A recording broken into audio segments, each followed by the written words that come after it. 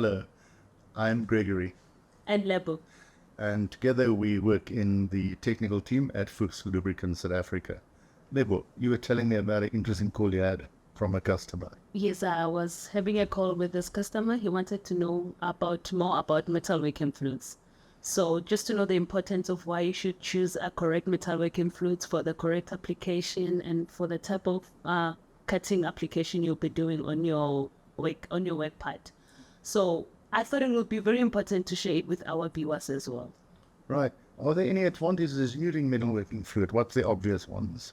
The obvious ones is the first thing is lubricating and also conducting heat away from your cutting zones, as well as preventing corrosion and flushing away the chips from your working zone.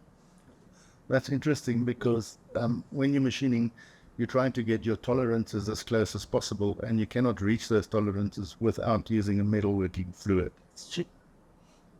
So, although there are many ways of machining material, metal, they're basically only three basic methods. One is cutting, like for example here, and cutting will leave you chips. And then we've got a braiding, that's rubbing, and that will give you very fine powders. And finally, there is forming. That's the use of force, and the use of force would be coins or something like that. And those are the basic ways. Everything what leaves a chip is considered cutting, everything what leaves powder considered grinding, and everything what changes shape is considered force. And each of these products need a different metalworking fluid to make them work.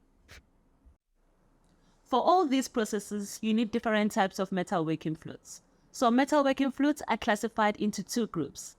The first group we have, it's neat oils. So neat oils, they don't need to be mixed with water for your processes. And the second group we have, it's water mixable cutting fluids. They're coming to three classes. The first class we have is your full emulsion. When you mix it with water, it turns white. And the second class is your micro emulsion. This doesn't really change color when you mix it with water. So it'll become like a clear color when you mix it with water. So it always depends on your application. And the last one we have, it's a full synthetic. This one, it does not contain any mineral oil or any oil in it. It's used mostly for grinding purposes. When using a soluble oil, it's very important to remember it's always the water in first and the oil in last. To demonstrate, this is our BS2 and it's a milky emulsion. And if you see, if I pour it in and I stir it, it will go white. Secondly is our micro emulsion. This is a EcoCool 600 MBFC, and this one is light in color. And if you stir it, you'll clearly see that there's a difference in the color. Finally, in our family of soluble oils, this is our grinding fluid. It's called EcoCool CGF,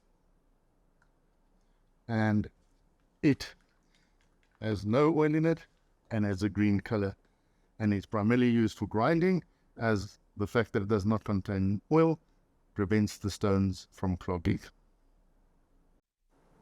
With all these choices, Lebo, how do you go about deciding which metalworking fluid to use? So with choosing the correct metalworking fluid, it will depend on your processes and also with the design of your machine. So for example, your deep hole drilling, you need a neat cutting oil. And for your lathe and sewing applications, you need emulsion. And for your CNC applications, you need for your micro emulsions. And for your grinding, as you have mentioned before, we need a solution. So what are the limitations of using all these fluids? Lebo, there are quite a few in deciding. Neat metalworking fluids, they are expensive to begin with, but they don't need a lot of maintenance. But there's always the risk of fire. Soluble oils, although they're expensive to start with, use them only in concentrations of 5, 4, and 6%, and that makes them very extendable, right? Limitations of these products, they all can grow fungus and bacteria, so soluble oils are heavily dependent on the workshop maintenance. Don't forget to like and subscribe to our YouTube channel